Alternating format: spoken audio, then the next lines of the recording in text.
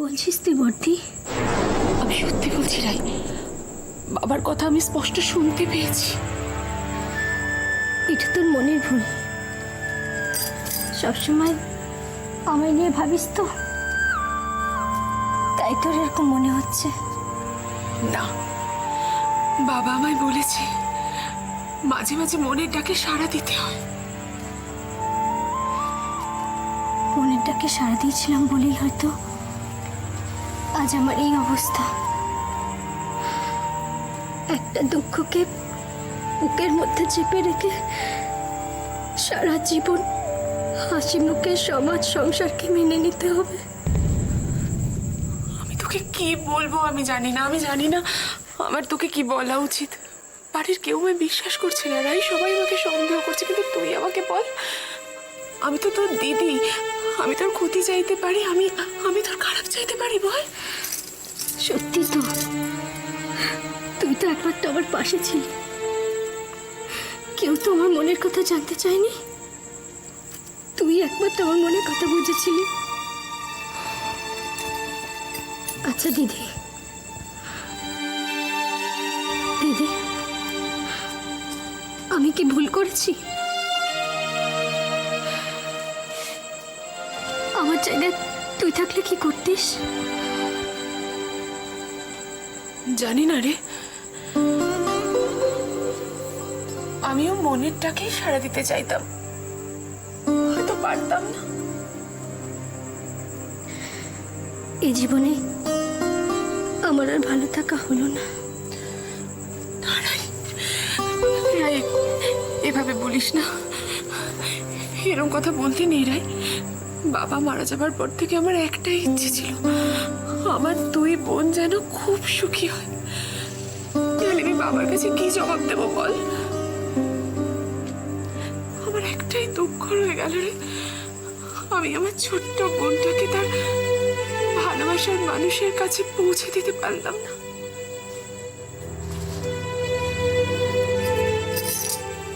এটাই হয়তো আমাদের কপাল বর্দি। তা না হলে সবার আগে তো তোর বিয়ে হওয়া উচিত ছিল, কিন্তু হয়নি। একে একে আমাদের সবার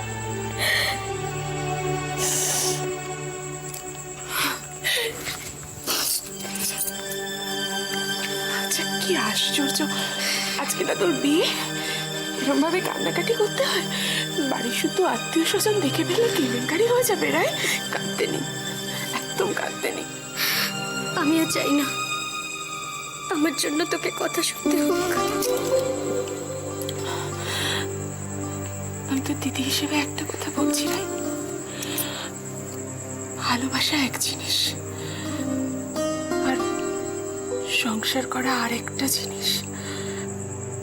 আর কিষাণুর কথা মনে রাখিস না রাই, কিষাণুকে ভুলে গিয়ে স্বামীর সাথে সুখী সংসার করিস রাই, কেমন? চেষ্টা করব, কিন্তু কৃষ্ণকে ভুলতে পারবো কিনা জানি না। রাই, রাই এমন অলক্ষণে কথা বলতে নেই। রাই শোন, আমার দিকে তাকা, এটাই তো তোর জীবনের সব থেকে বড় কঠিন সময়, এটাই তো তোর জীবনের অগ্নি পরীক্ষা। রাই, ব্যাপারটা কি বলতো? কিসের কি ব্যাপার? ইয়ার কি মারিস না, এটা কি হচ্ছে না কি? সে তো দেখতেই পাচ্ছিস কি হচ্ছে। ও তার মানে তুই ওই আঙ্কেলের পছন্দ করা মেয়েকে বিয়ে করছিস? হ্যাঁ। এই তার মানে এই অপর্ণার কি হবে? অপর্ণা ওর সম্পর্কে ভাবার দায়িত্ব তো আমাকে দেয়নি, অধিকারও দেয়নি। দেখ সৈকত, আমার মনে হয় এটা তোর অভিমানের কথা, মনের কথা নয়। মনের কথা? মনের কথা আজকাল কেউ শোনে? এই কেমন সৈকত, এত সহজে হাল ছেড়ে দিচ্ছিস কেন তুই? হাল ধরার মতন আর কিছুই অবশিষ্ট নেই রজত। অবশিষ্ট আছে, অবশিষ্ট আছে। আচ্ছা তুই এই ঘটনাটার পর একবারও অপর্ণার কাছে গিয়েছিলিস? না, কি হবে? ও আমার কোনো কথা শুনবে? ওর চোখে আমি একটা বড় লোকের বিগড়ে যাওয়া ছেলে, একটা ফ্রড, একটা লায়ার। কিন্তু তুই তো তা নো, সেটা তো অপর্ণা আজ না হোক কালকে বুঝতেই পারবে। বিশ্বাস জিনিসটা না কাঁচের মতন, জানিস তো, একবার ভেঙে গেলে সেটা আর জোড়া লাগে না। না আমি মেনে নিচ্ছি যে অপর্ণাকে কাছে পাওয়ার জন্য তুই দু চারটে মিথ্যে কথা বলেছিস, কিন্তু কিন্তু তা বলে তো তুই ছেলেটা খারাপ নোস। রজ, প্লিজ, তুই আমার ছোটবেলা থেকে চিনিস, সেই জন্য তুই কথাগুলো বলছিস। আর অপর্ণা আমাকে কতটুকু চেনে বলতো? সত্যি ওর কোনো দোষ নেই, জানিস তো। আমি তোকে বলছি, আমি নিজে যদি ওর জায়গায় থাকতাম তাহলে ঠিক এরকমই ভাবতাম। না দেখ দেখ, একটু একটু ঠান্ডা মাথায় ভেবে দেখ। দেখ, অপর্ণা তোকে ভুল বুঝলো বলে তোর কি তোর বাবার কথায় ড্যাং ড্যাং করে অন্য জায়গায় বিয়ে করতে যাওয়াটা উচিত হচ্ছে? আমি তাহলে কি করব? বাড়ি শুদ্ধ সবাই আমার বিয়ে বিয়ে করে অস্থির হয়ে উঠেছে, বাবা গিয়ে পাত্রী দেখে এসেছে, আমি কি করতে পারি তুই বল আমাকে। আচ্ছা একটা কথা একটু পরিষ্কারভাবে বলতো, তুই অপর্ণাকে ভালোবাসিস না?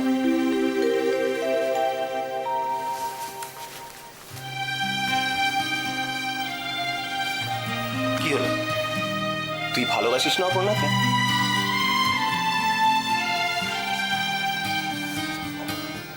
কি রে, চুপ করে আছিস কেন? তুই বল, তুই ওকে ভালোবাসিস না? কি ব্যাপার কি? হ্যাঁ, না বলছি ব্যাপারটা কি, মানে এত ভালোবাসাবাসির কথা হচ্ছে দুজনে? ওই এমনি।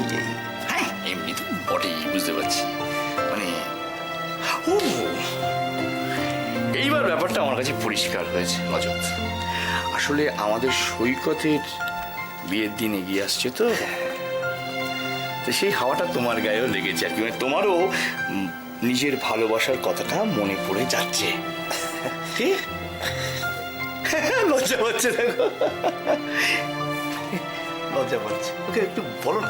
শোনো, হ্যাঁ শোনো ভাইটি, আমি সম্পর্কের মেসোমশাই, কিন্তু আসলে বন্ধু কিন্তু। হ্যাঁ কি, তাই কি না? হ্যাঁ আচ্ছা একটা কাজ করো, হ্যাঁ তুমিও তোমার বিয়েটা আমাদের সৈকতের সঙ্গে একেবারে লাগিয়ে দিও। হ্যাঁ আরে ভাই, এইসব ফিল্মের লোকেদের থেকে বুদ্ধি পাবে। হ্যাঁ দুটো বিয়ে একসঙ্গে ধুম ধুম করে, আরে বাপরে বাপ, হ্যাঁ আয়োজন করে ফেলবো, কি সাংঘাতিক কিনা? হ্যাঁ ও না, একটা ব্যাপার ওর থেকে জানাস, মানে সরি, স্পেশাল কেউ কি তোমার আছে জীবনে? হ্যাঁ হয়নি, করতে পারো নি, ফেল করেছো, ওকে কোনো। হ্যাঁ একটা কাজ করি, তুমি এক কাজ করো, সৈকতের সঙ্গে ওদের বাড়িতে চলে যাও। হ্যাঁ কোথায়? মানে আমাদের হবুস্ত্রীর বাড়িতে। হ্যাঁ ব্যাপারটা বোঝার চেষ্টা করো, ওখানে গিয়ে নিশ্চয়ই বন্ধু না চলো নাকি? আর একটা আইডিয়া, যে কোনো একটা মেয়েকে পছন্দ করে ফেলো।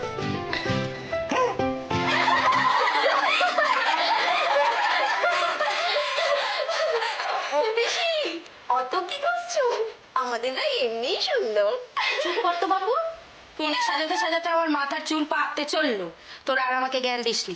জ্ঞান না গো পিসি, আমাদের আর এমনিতেই সাজতে পছন্দ করে না। তো বরাবরই কলেজে আসতো একটা ছোট্ট টিপ পরে। হ্যাঁ, আর তাছাড়া কলেজে ওকে বেশি সাজতেও দেখিনি কখনো। তোরা ছেলে মানুষ, গাল টিপলে দুধ বেরোবে, বিয়ের সাজে তোরা কি বুঝিস? বিয়েটা তো আর কলেজ যাওয়া নয়, তাছাড়া বিয়ের কোনোকে ভালো করে না সাজিয়ে পিড়িতে বসালে লোকে যে ছিচি করবে। লাই, তুই এত গোমরা মুখ করে বসে আছিস কেন? তোর কেমন সাজ পছন্দ বল? আর ও কি বলবে বাবা, বিয়ের সময় এমনি যে টেনশন হয়, আমারও হয়েছিল, আমার মনে আছে। ওসব টেনশন ফেনশন কিচ্ছু না, ওর এসব সাজগোজের মধ্যে মনই নেই। আরে তোরা বুঝছিস না, ওর মনটা আসলে কোথায়? আমি না ওদের দিদির সামনে সব কথা বলে কেউ না।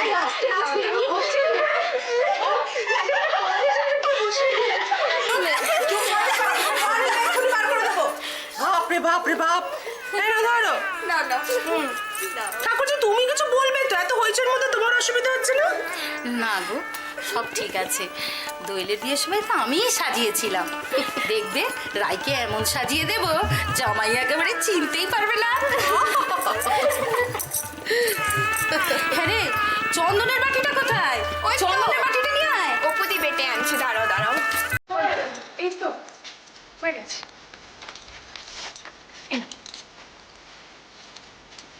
বাহ, একদম ঠিকঠাক হয়েছে। বহু কাজ বড় সুন্দর।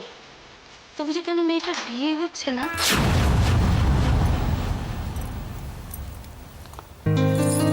আমার কিন্তু ওদিকে অনেক কাজ বাকি, আমি আসছি। হ্যাঁ,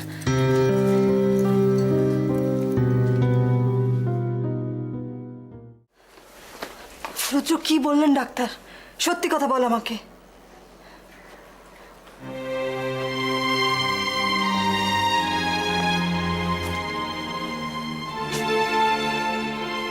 বললেন ফেলে রাখাটা ঠিক হবে না, কেসটা সিভিয়ার হয়ে যেতে পারে। তখন হাজার চেষ্টা করেও কিন্তু আর স্মৃতি ফেরানো যাবে না। তাহলে কি করবি কি তুই? বুঝতে পারছি না মিনামা।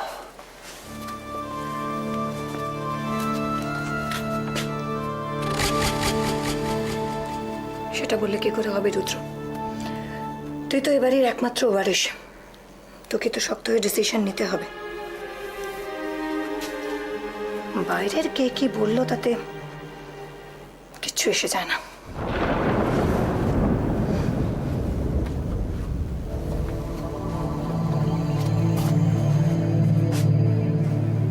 তাহলে ভাবছি কালই বাবাকে হোমে পাঠিয়ে দেবো। কি বলছিস কি তুই রুদ্র? কি বলছিস কি তুই? এই মানুষটাকে এই অবস্থায় তুই টানা হাঁচড়া করবি? তোর মাথা ঠিক আছে? হ্যাঁ, মাথা ঠিক আছে। একমাত্র আমারই এই বাড়িতে মাথা ঠিক আছে, আর আমি যা করছি সবার ভালোর জন্য করছি।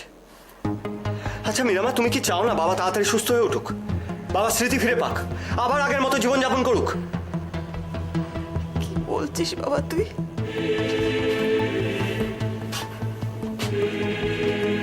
বাবার সঠিক চিকিৎসা করা তো দরকার মিনামা, আর শুনলে তো সেটা এখানে থেকে হবে না। তা বলে মানুষটাকে তুই একটা পাগলা গারদে পাঠিয়ে দিবি? মীরা, কি যাতা বলছো তুমি? দাদাকে পাগলা গারদে পাঠানো হচ্ছে না, দাদাকে ট্রিটমেন্টের জন্য হোমে পাঠানো হচ্ছে। এটা তোমার আপত্তি কিসের? আর তোমার আপত্তি আমরা শুনবই বা কেন? তুমি এ বাড়ির কে মীরা? কেউ না, আউটসাইডার, আশ্রিতা। ঠিক আছে, আমার কিচ্ছু বলার নেই, কিচ্ছু বলার নেই আমার। কিন্তু দোয়েল তো আমাকে দায়িত্ব দিয়ে গিয়েছিল ওর বাবার দেখভাল করার জন্যে। তাকে জানিয়ে রাখা আমার কর্তব্য। সেটা শেষ হলেই আমার সব দায়িত্ব শেষ। মীরা, বাড়াবাড়িটা বন্ধ করো মীরা। সাত তাড়াতাড়ি একটা বাইরের মেয়েকে খবর দেওয়ার কোনো প্রয়োজন নেই। তুমি ভুলে যেও না, দোয়েলকে দয়া করে আমরা এ বাড়ির বউ করে নিয়ে এসেছি। তার মানে দোয়েল কিচ্ছু জানবে না? হ্যাঁ, জানবে। রুদ্র তো আবারও শালির বিয়েতে ফিরে যাবে, তখন রুদ্র গিয়ে দোয়েলকে সব কথা বলবে। রুদ্র, তুই ও বাড়ি চলে যা, সবাই তোর জন্য অপেক্ষা করছে। দেরি করিস না, এদিকটা আমি সামনে যা। ঠিক আছে, আসছি মিনামা।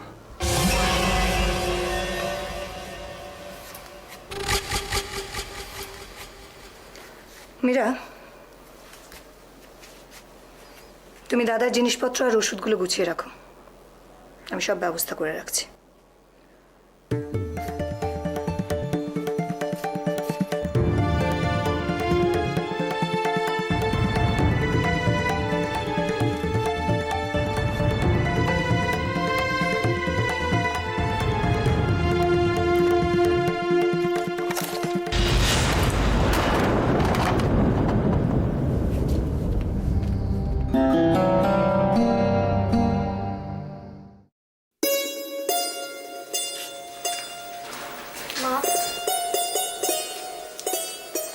মারাই, তোকে কি সুন্দর লাগছে রে।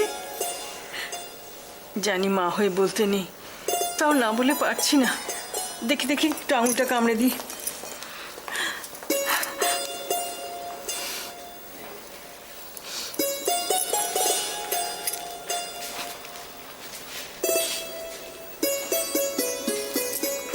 কি রে, কি হলো?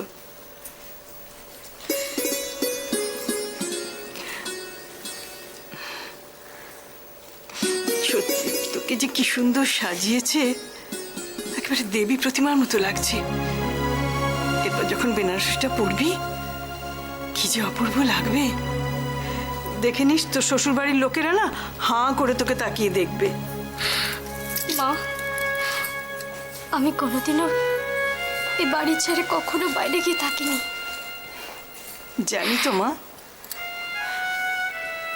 কিন্তু কি করবি বল, এটাই তো নিয়ম, বিয়ে হলে তো শ্বশুর বাড়ি যেতেই হবে।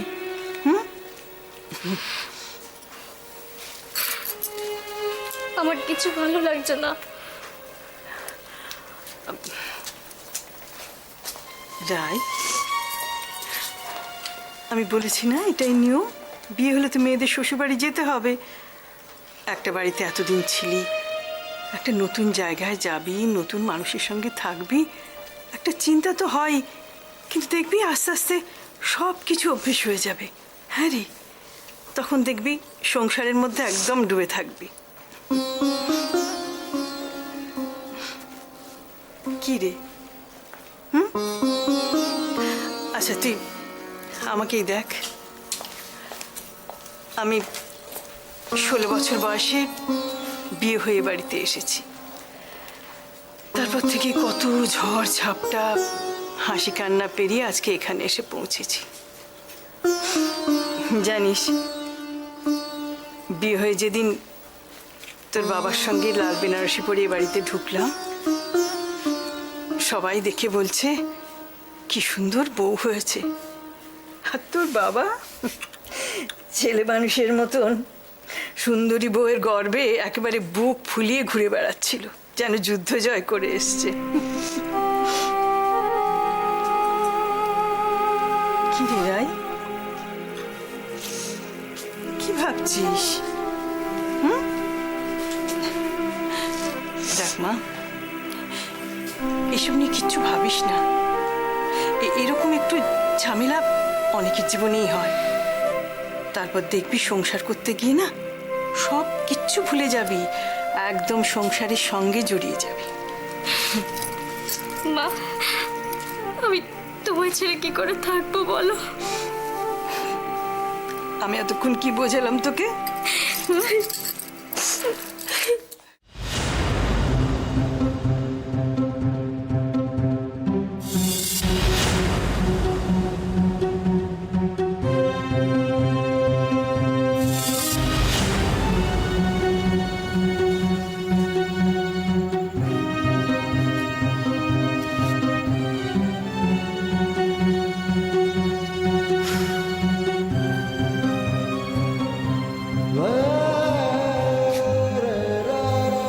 কৃষাণু,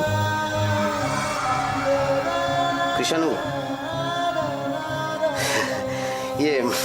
বলছিলাম চলো না আজকে দুই মামা ভাগ্নেতে একটু ময়দান থেকে ঘুরে আসি, তারপর ভিক্টোরিয়ার সামনে গিয়ে ফুচকা খেয়ে একটা সিনেমা দেখে রেস্টুরেন্টে খেয়ে একটু রাত করে বাড়ি ফিরবো। কি নাও, তৈরি হয়ে নাও। আমি তৈরি হইনি, আমি যেতে পারবো। সে কি, জয়কালী যেতে পারবে না কেন? হ্যাঁ, আরে ভাগ্নে, বাড়িতে যত বসে থাকবে তত দুঃখ পাবে। বাইরে চল, উন্মুক্ত হাওয়ায় গেলে দেখবে মনটা অনেক ফ্রেশ মনে হচ্ছে। না না, তৈরি হয়ে নাও, চলো, ওঠো ওঠো ওঠো। বললাম তো আমি যেতে পারবো না, আপনি যান। জয়কালী কেন যেতে পারবে না? আমার কাজ আছে। কি কাজ?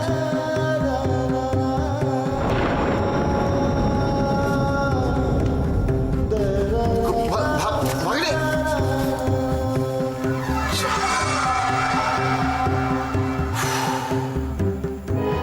না জানি কি করে বসে ছেলেটা। জানি বড্ড কষ্ট পাচ্ছি।